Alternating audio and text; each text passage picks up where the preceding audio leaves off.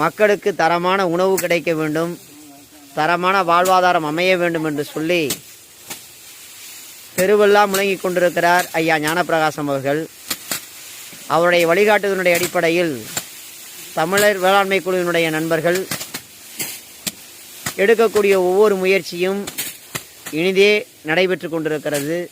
அந்த வகையிலே மணப்பாறை பகுதியிலே திரு ரிக்ஸ் அவர்களுடைய தோட்டத்தில் கருது அறுக்கப்பட்டு அதை மனித இயந்திரங்களை கொண்டே தற்சமயம் கதிர் அடிக்கப்படுகிறது.